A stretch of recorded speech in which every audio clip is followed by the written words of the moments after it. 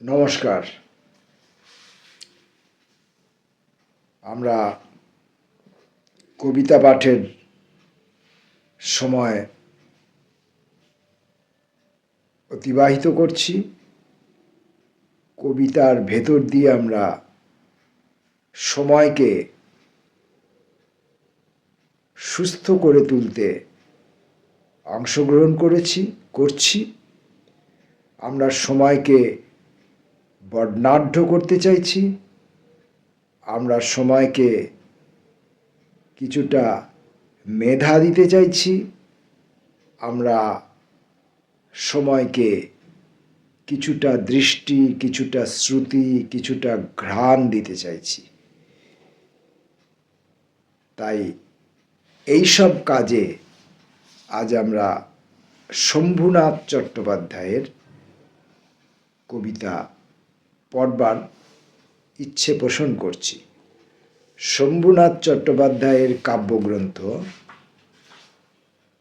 দূর তরঙ্গ, যেটির প্রথম প্রকাশ 1365 বাংলার 1365 শ্রাবণ মাসে। সে সময় বইটির প্রকাশক ছিলেন অমরেন্দ্র দত্ত, অভিজিৎ প্রকাশনী, কলকাতা থেকে। বইটির সেই সময়ের দাম ছিল 2 টাকা। তো আমরা শম্ভুনাথ চট্টোপাধ্যায়ের সেই বইটি থেকে, দূর তরঙ্গ থেকে আমরা একটি তরঙ্গকে ছোঁবার চেষ্টা করব। যদি ছুঁতে পারি তাহলে এই ভিডিওর মধ্যেই আরেকটি তরঙ্গকেও আমরা স্পর্শ করার চেষ্টা করব। প্রথম কবিতা, হারিয়ে পাওয়া। অনন্ত সময় ধরে একমাত্র তোমাকেই নিরীক্ষণ করি আমি।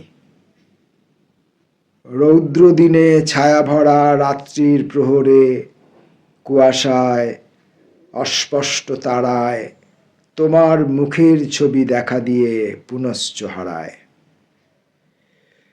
জীবনের বৃন্তে জানি চিরস্থায়ী কিছুই থাকে না। স্মৃতিগন্ধ নিঃশ্বসিত হেনা, অলক্ষ্যে কখন পথের ধুলোয় ঝরে, বারে বারে রিক্ত হয় মন। ফুল তবু ফোটে গাছে, মৃত্যুর গভীরে আরো জীবন লুকানো আছে। চলাচল শীত বসন্তের রিক্ত শাখা পল্লবিত ফের। তোমাকে হারাই আমি শূন্যতার ওপার আকাশে। অশ্রু দেখি চিহ্ন রাখে ঘাসে, সন্ধ্যার শিশিরে। আবার কখনো পথে আসে চেনা পদধ্বনি ফিরে। তুমি তাই হারাতে পারো না।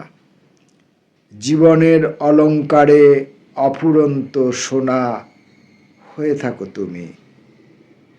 তোমাকে দুহাতে নিয়ে অতিক্রম করে যাই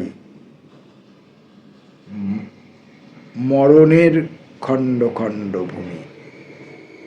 শেষ শব্দটির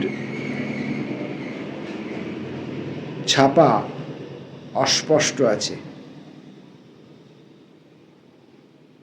দুটি বর্ণ আধখানা করে ছাপা আছে, তাই সেই শব্দটি কি আদতে কি আমি বুঝতে পারছি না।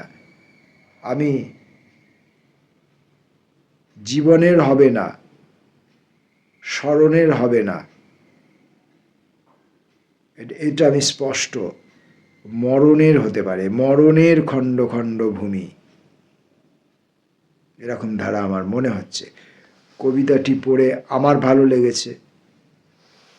আপনাদের কেমন লেগেছে আপনারা বলতে পারবেন। যেহেতু আমার ভালো লেগেছে তাই আমি আরও 2-1টি কবিতা পড়ব। রামগড়ে একটি চন্দ্রোদয়। আশ্চর্য, হঠাৎ পাহাড়ের শীর্ষদেশে কেউ যেন আস্তে রেখে দিল শুভ্র আর সুবঙ্কিম একখানি বন্য হাতি দাঁত।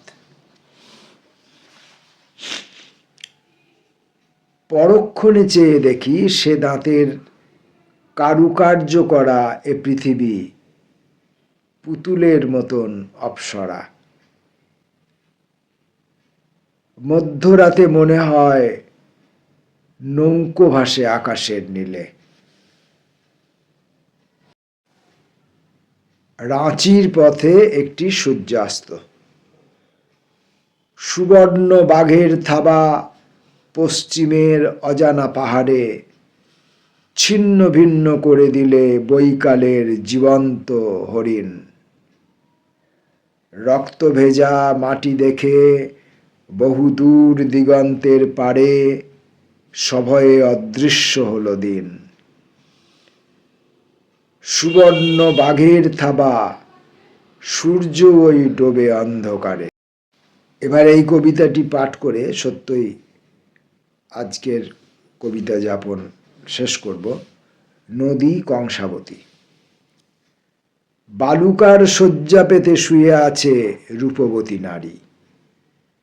শঙ্খ সাদা শরীরে জড়ানো, শঙ্খ সাদা শরীরে জড়ানো, রূপালী জড়িতে বোনা মিহি জল তরঙ্গের শাড়ি।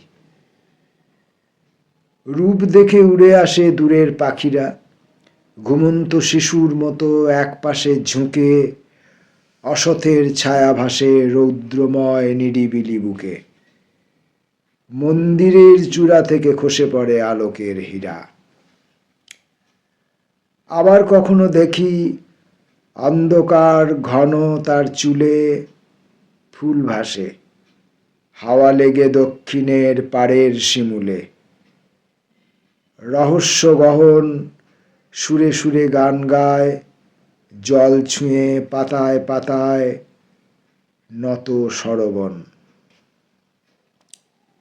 এই নদী ভাষা দিলে, স্বপ্ন দিলে আমার জীবনে। প্রথম প্রণয় শেষে বেদনার স্পর্শ দিল মনে। মনে পড়ে কৈশোরের বেলা, বইচি বনের পাশে বালুকার রাজ্য নিয়ে রাজারানী খেলা। বিকালের ছায়া ছায়া রূপকথা জগতের পড়ি, সেদিনের স্বপ্নের কিশোরী আজ নেই কাছে। আজ শুধু অতীতের স্মৃতিময় চিহ্ন হয়ে অন্য এক নারী শুয়ে আছে। আমরা শম্ভুনাথ চট্টোপাধ্যায়ের কবিতা পড়ছিলাম এবং আগামী বেশ কিছুদিন আমরা শম্ভুনাথকে নিয়ে থাকব এবং তার কাছে আমরা কবিতা সংক্রান্ত লেখাপড়া শিখব। তার কবিতার ভেতর দিয়ে কোনো ভাষণ, বক্তব্য, প্রবন্ধ নিবন্ধের মধ্য দিয়ে নয়। নমস্কার।